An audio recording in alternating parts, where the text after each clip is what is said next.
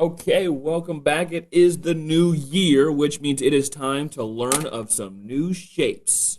Let's start right here with something real easy, something we've seen before. X plus 1 times x plus 2. Pretty simple there. We're going to do a quick and easy foil. Let's see if you remember a foil here. Did he say new shapes? I thought I knew all the shapes. What's a new shape we're going to learn? And then we'll combine these two terms. So my final answer here will be something pretty simple. X squared plus 3x plus 2. Easy. Easy peasy, easy, easy. Going this way, going down, we call that foiling. Going up, we call that factoring. Now, I'm actually going to erase this because this right here is where we're going to be starting our unit, is with this. Not with the foil, but with the foiled. Not with the factors, but with the foil. Now, here comes the big revolutionary change. Here's the thing that we're going to be doing for the next 3 weeks. We're going to be graphing this. That's a little bit low. I don't know why I wrote that so low. We're going to be graphing these things. We're going to be graphing this. I know what you're thinking. My graphs would look like this, mx plus b. This is all the graph I've seen, where m is the slope and b is the y-intercept, and it makes these perfect straight lines. That's what graphs look like. Well, that changes today. So let's get out of that mindset of ymx plus b. None of that. No more slope-intercept form, because this is a completely new type of graph called the quadratic, and we're going to look into it in a second. Let's start off by making a little table. Little table there, and I'm going to bring this graph now into view, and I'm going to graph the shape. I'm going to put the graph that this shape makes onto this right here, and I need a 0, so I'm going to make this 0 right here. That is the origin right there. That's the origin. Okay, so that's a 0, and you'll see why in a minute. Okay, so we'll start up here. What if x is 0? What if the input was a 0? What would be the output? Put that somewhere you can actually see it. What if the input was a 0? Well, let's go down here to our equation and say, well, then that would be 0 squared plus 3 times 0 plus 2. Okay, 0 squared is 0. 3 times 0 is 0. 0 plus 0 plus 2 is 2. So that means the output would be 2. So if x is 0, y is 2. Let's plot that point. Here's my 0, 0. So 0, 2, this point, 0, 2, would be 0 over 2 up. 1, 2, right about there. Let's change colors. I already got that. Let's go. Right here. That would be 0 and 2. That's the first point. And you make it a little lower, a little more perfect. There. Nope, that's 0 and 1. I got this, I promise. Right there. 0 and 2. Okay, let's do another one. Let's see what happens if we input a 1. If we input a 1, that means I can just change these. So we'll have 1 squared plus 3 times 1 plus 2. Because I'm just using this equation. If I cover this up, it might make it a little bit easier for you to see what's going on here. Yeah, I'm just going to be replacing those x's with just 1. And I'm only doing this just to graph, just to show you the shape and how it's formed. So 1 squared is 1. 3 times 1 is 3 plus 2. So 1 plus 3 plus 2 is 6.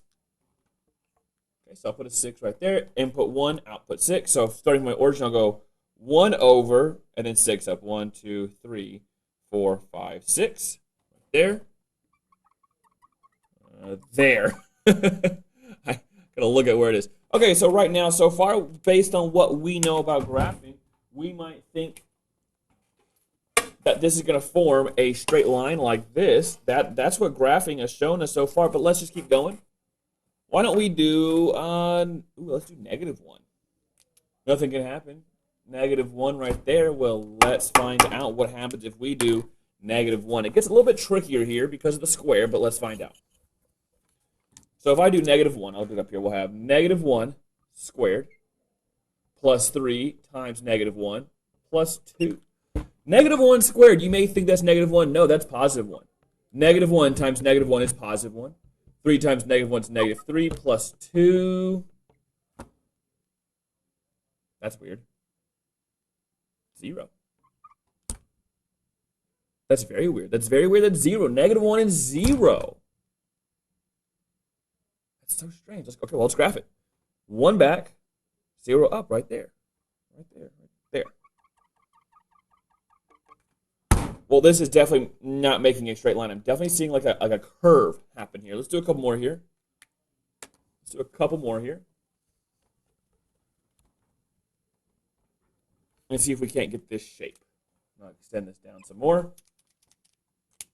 What if we do -2? Let's keep going backwards. I want to see where this is going. Let's do -2. So I have -2 squared plus 3 times -2 plus 2. Now I'm going to get -2 squared is 4. 3 times -2 is -6 plus 2. Wait a minute, it can't be 0 again, can it?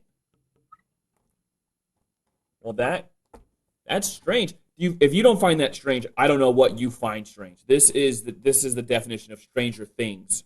Don't get mad at me. We just watched the last season, all right? So don't even. So -2 is 0. 2 back, 0 up. So that's going to be right here.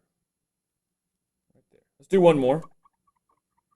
Let's do one more and see if we get. Cause it definitely doesn't make like a right angle. Definitely doesn't do that. That's on a graph. Let's do one more. Let's do negative. Let's do -3. One more. -3. I put in two numbers and got the same thing twice. That's so strange. There are things. Here we go. -3. -3. All right. -3 squared is 9. 3 times -3 is -9. And then plus 2 still stuck on the end. Plus 2. That makes 0. That makes a positive 2. So 9 minus 9 plus 2 is 2. Let's plot that. -3 and 2. 3 back right here. 3 back. 2 up. 1, 2 right there. Do you see this shape yet? Maybe if I draw it in, you'll be able to see it a little better.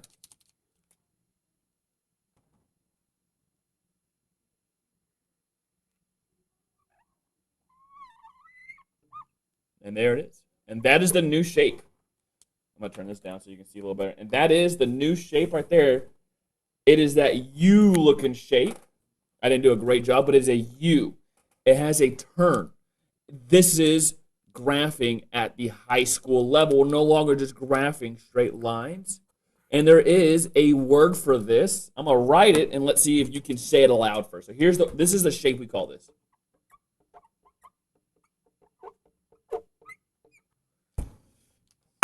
Did you call it a parabola? That's wrong. Parabola. Parabola. It's parabola. Not the other one. Parabola. All right. Let me erase all this, and I just want to show you how the shape is formed. And now we're going to go over just some of the major and key components of the shape. And now with this graph, before I get rid of all of it, this graph is made by this equation down here. So as these numbers down here change, as this changes and this changes and the 2 changes, this graph will also change quite drastically. They come in 2 flavors, either like that one we just saw, or it can also be upside down. And there's a lot of things that change that.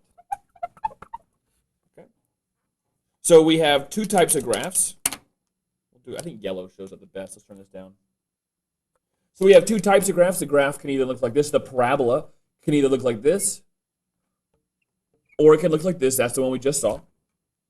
It can be shifted around. It doesn't got to be specific. It can be like over here, or maybe it can even be like way over there like that. Those are all parabolas. Okay, let's do some labeling. So now if you're going to start taking notes, this is what I want you to actually write down.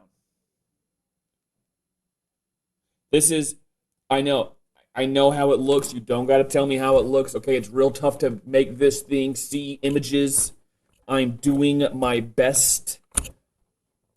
I could probably do more, but I think this is pretty good for the amount of effort it takes me to get these kind of things set up. So here we go. We have this parabola. You can see the parabola. Let's label the biggest and key features. The first one is going to be this point right here. And if this is upside down, I don't know if I can rotate this. I can't. But if this is upside down, these are still the same words. We're going to start down here. This point, this main point where it turns around, called the vertex.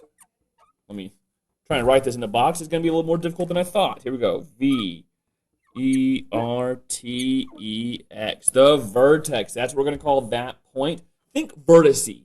Like the vertice is the edge or the corner of like a cube vertex. Okay. Right here, where it crosses the y-axis. Remember, this up here would be the y-axis, up at the y. And this is the x-axis, over here the x. Where it crosses the y-axis, we still call the y Y-intercept.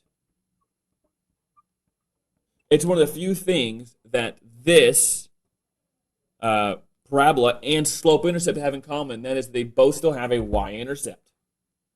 Okay. Moving on here, this orange line that splits it, and it goes right through the vertex. This orange line is going to be called the axis of symmetry. And remember, I missed it. Okay, I missed the box. I'm going to put in my own box. There we go. Perfect. Put my own box. Axis. Remember, symmetrical means it can be folded on both sides. So things that are symmetrical that I'm sitting near, almost nothing is symmetrical that I'm sitting next to.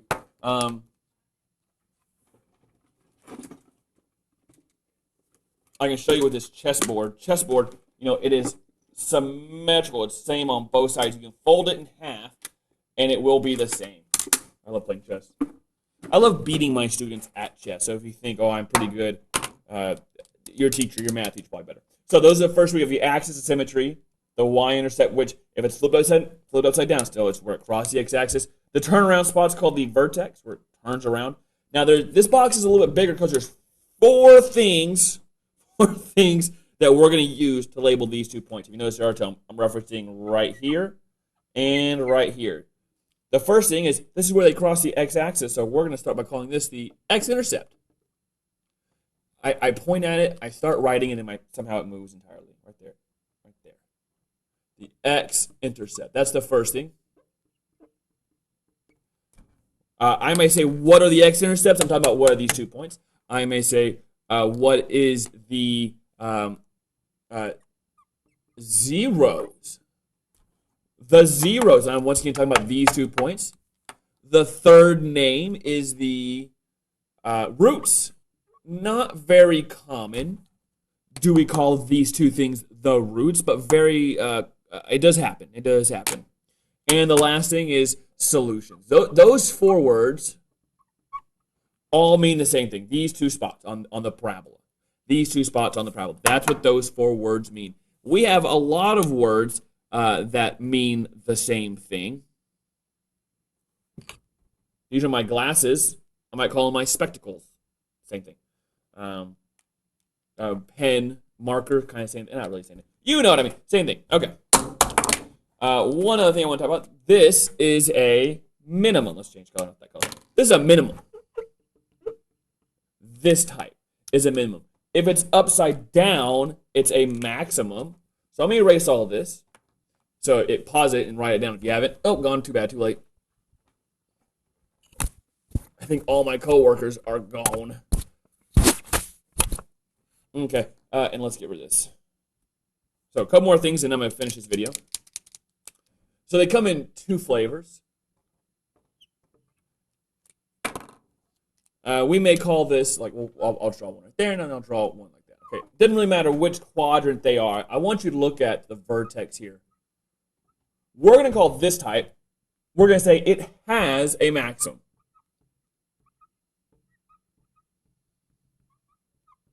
It has a maximum, and that maximum is right there. It's the vertex. The vertex is the top. It's the biggest. It's above, so it is the maximum of the graph. We may also say that this graph is open down. I know those are kind of contradictory. Open down. The open portion is pointing down, and it's at a maximum. And then conversely, this one has a minimum, and it's open up. Those are a couple more just words we may use to describe these things. Open down, open up. The vertex, once again, here's the vertex on that one. The vertex is at the bottom of the parabola, so the vertex is the minimum. It has a minimum, and it's the open side's up. It's opening the up, so it is open up.